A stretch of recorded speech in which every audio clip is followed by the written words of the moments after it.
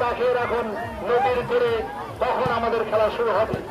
সুপ্রিয় দর্শক, আমরা অধীর আগ্রহে অপেক্ষমান, আমাদের খেলা কখন শুরু হবে তখনই আমরা খেলা শুরু করতে যাচ্ছি।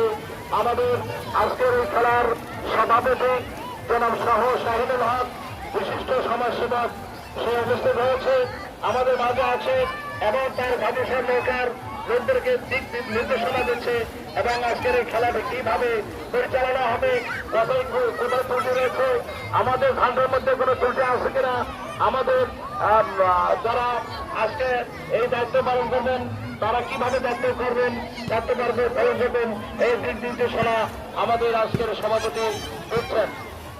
সুপ্রিয় দর্শক, আমাদের খেলা কিছুক্ষণের মধ্যে শুরু হবে, আপনারা ধৈর্য হারা হবেন না, আজকের এই খেলা উপভোগ করুন। আজকে আমাদের এই খেলা চলবে এবং আগামী দিনে এই খেলার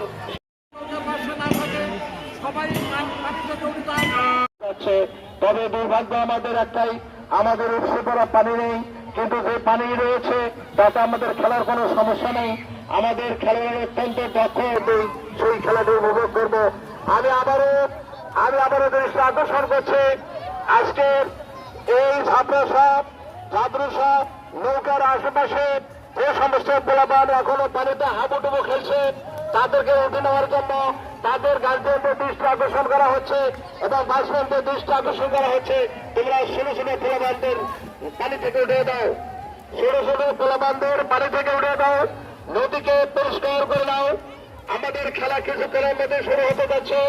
যারা এদিকে সেদিকে ঘোরাফেরা করছেন, যারা আসি ভাব করছেন, হয়তো বা ভাবছেন যে অত্যন্ত চাপ ধরে হয়তো আজকে খেলাটি অনুষ্ঠিত হবে না, কিন্তু না, আমাদের কোনো চাপ ধরেই আজকের এই খেলাটি আমাদের পালন করতে পারবে না।